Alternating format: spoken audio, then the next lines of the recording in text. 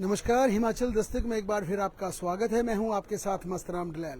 हिमाचल प्रदेश विधानसभा के शीतकालीन सत्र का आज 7वां दिन है और ये सत्र धीरे धीरे तपिश की ओर आगे बढ़ रहा है, क्योंकि पिछले कल जिस प्रकार से जो कुछ सदन के भीतर हुआ, हाउस के अंदर हुआ, उसके बाद दोनों पक्षों में तीखी नोकझोंक के बाद अब मामला तकरार तक पहुंच गया। हालांकि आज भारतीय जनता पार्टी का बड़ा धरना भी है। इस धरने से पहले तमाम विपक्ष के विधायकों ने सदन की ओर आते हुए हिमाचल फॉर सेल के भी नारे लगाए। ये साफ इंडिकेशन है कि आज 7वें दिन सदन में तपिश और ज्यादा बढ़ेगी। लेकिन जो हिमाचल प्रदेश के कर्मचारियों के लिए एक बड़ी खबर आई है, वो ये है कि अब हिमाचल में क्लास 4 कर्मचारी शिक्षा विभाग के जितने भी हैं, उनकी रिटायरमेंट एज एक बार फिर 58 वर्ष कर दी जाएगी। और सुप्रीम कोर्ट में पारित हुए एक फैसले के बाद हिमाचल प्रदेश सरकार ने ये फैसला लिया, जिसके बाद एजुकेशन डिपार्टमेंट को सरकार ने चिट्ठी लिख दी है। सुप्रीम कोर्ट के आदेशों का हवाला देते हुए कहा है कि जिन राज्य में क्लास 4 कर्मचारियों को अंगेज किया गया है, जिन्हें रिटायरमेंट एज के बाद 2 साल के लिए हायर किया गया है, उन सभी कर्मचारियों को नौकरी से हटा दिया जाए। ये राज्य सरकार ने एजुकेशन डिपार्टमेंट को चिट्ठी लिखी है। डायरेक्टर हायर एजुकेशन अब इस चिट्ठी को इम्प्लीमेंट करेंगे। तमाम डिप्टी डायरेक्टर को आगे यह डायरेक्शन जारी की जाएगी और इसमें सुप्रीम कोर्ट के आदेशों का हवाला दिया जाएगा और कहा जाएगा कि अब राज्य में क्लास 4 कर्मचारी एजुकेशन डिपार्टमेंट के उनकी रिटायरमेंट एज अब 60 नहीं बल्कि 58 होगी। और जिन्हें पिछले फैसले के अकॉर्डिंग जिन्हें रखा भी गया था, उन कर्मचारियों को भी हटा दिया जाएगा। इस बात को लेकर डायरेक्टर हायर एजुकेशन ने भी कहा कि गवर्नमेंट की तरफ से ये चिट्ठी मिल गई है, सुप्रीम कोर्ट का ये आदेश आया और इसके बाद हम आगे इस आदेश को इम्प्लीमेंट करने जा रहे हैं।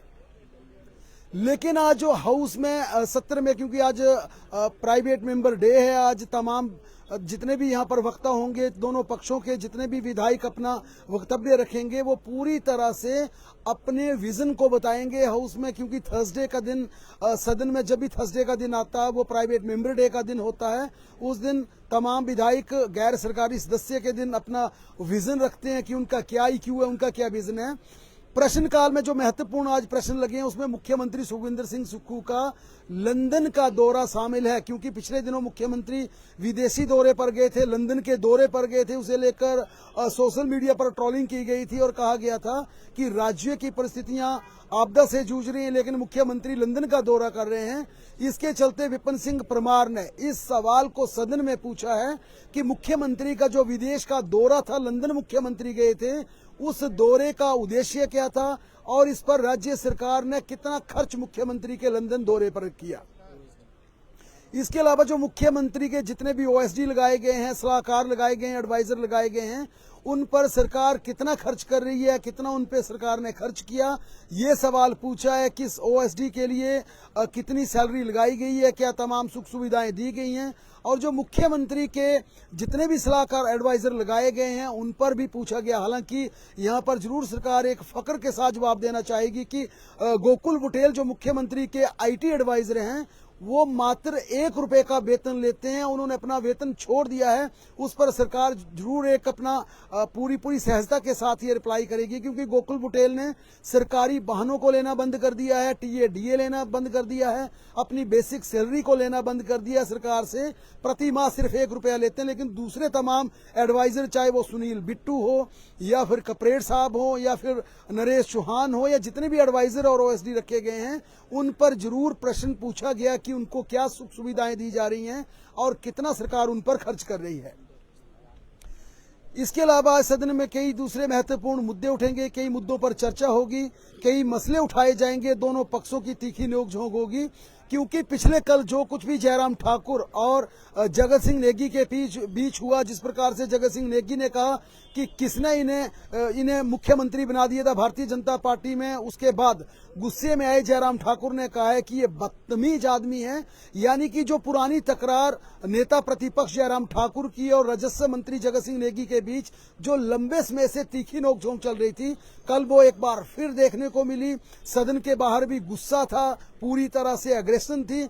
और आज इसे लेकर सत्ता पक्ष जयराम ठाकुर के खिलाफ निंदा प्रस्ताव लाने की तैयारी में है। कांग्रेस विधायक दल की तरफ से ये तय हुआ है कि जयराम ठाकुर के खिलाफ निंदा प्रस्ताव लाया जाएगा सदन में कि आप एक कबीना मंत्री कैबिनेट मिनिस्टर के खिलाफ ऐसी शब्दावली का कैसे प्रयोग करते हैं। लेकिन भारतीय जनता पार्टी जिसने पहले ही ये तय कर लिया है कि जिस प्रकार का कंडक्ट, जिस प्रकार का आचरण जगत सिंह नेगी का रहता है, जिस प्रकार की वे भाषा का प्रयोग करते हैं, जिस प्रकार की वे बिलो द बेल्ट बार करते हैं, इसके चलते जब भी जगत सिंह नेगी हाउस के अंदर बोलेंगे भारतीय जनता पार्टी पूरी तरह से सदन से वॉकआउट करेगी।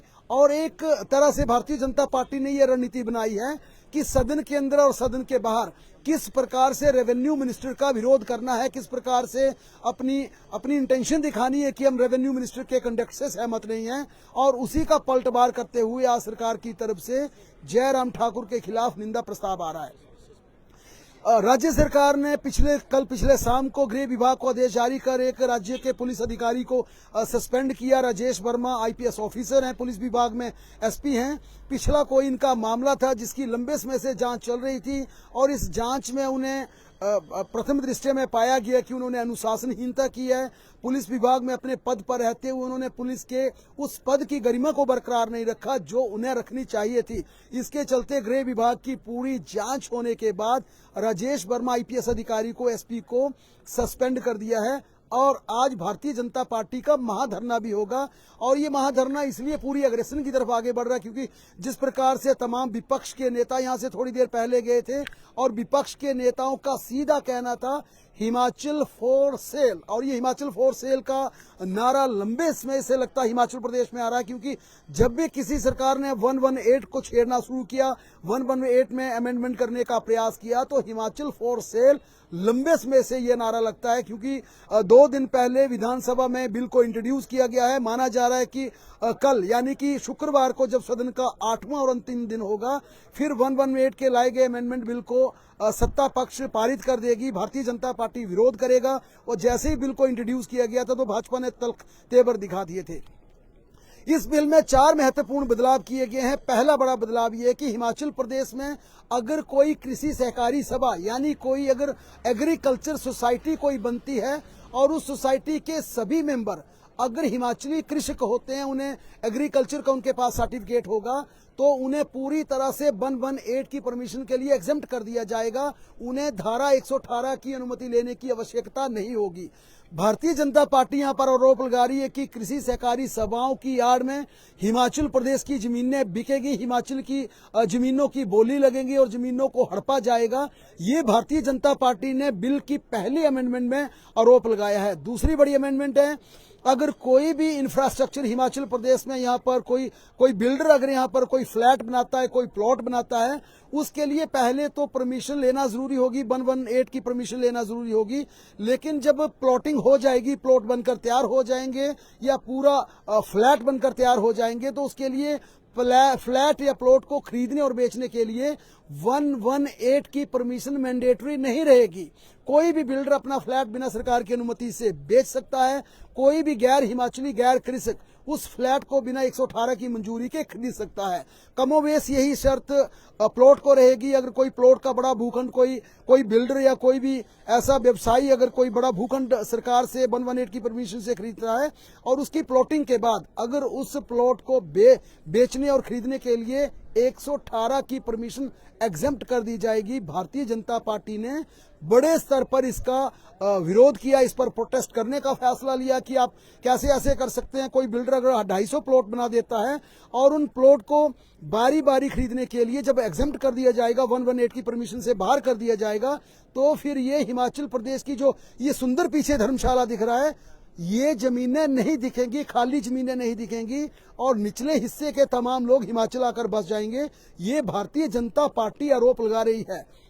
हालांकि इस मुद्दे पर सत्ता पक्ष ने ये साफ इंडिकेशन दी थी कि जब आप एक भूखंड को आप खरीदने की परमिशन 118 में दे देते हैं तो उसकी प्लॉटिंग के बाद एक प्लॉट को फिर खरीदने की और बेचने की 118 में परमिशन आने के लिए ये बड़े स्तर पर गोलमाल था और इसमें कई लोगों का दोहन किया जा रहा था, कई लोगों का शोषण होता था क्योंकि एक प्लॉट की परमिशन के लिए 118 में आना पड़ता था, खरीदने वाले को भी बेचने वाले को भी। यहाँ पर सत्ता पक्ष का मानना है कि एक बार जब पूरे भूखंड को आपने 118 में परमिट कर दिया तो फिर छोटी छोटी प्लॉटिंग में दोबारा 118 की परमिशन के लिए आना, ये गलत था।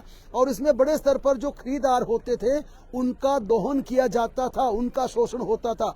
तीसरी बड़ी अमेंडमेंट हुई है हिमाचल प्रदेश के ग्रामीण क्षेत्रों में अगर कोई भी किराए का मकान अगर आपने किराए पे देना है या किसी गैर हिमाचली गैर क्रिस को आपने लीज पर देना है तो उसके लिए 118 की परमिशन मैंडेटरी रहती थी, 118 की अनुमति रहती थी। अब सत्ता पक्ष का कहना है कि किसी ने किसी हाइड्रो प्रोजेक्ट के व्यक्ति को, किसी कंपनी को अगर किराए का मकान देना या लीज का मकान देना है तो आपको 118 की परमिशन के लिए पटवारी कानून को तहसीलदार, एसडीएम, डीसी और फाइनेंस कमिश्नर से लेकर कैबिनेट रेवेन्यू मिनिस्टर तक आपको परिक्रमा करनी पड़ेगी, जो कि जटिल था और इसका सरलीकरण किया गया है।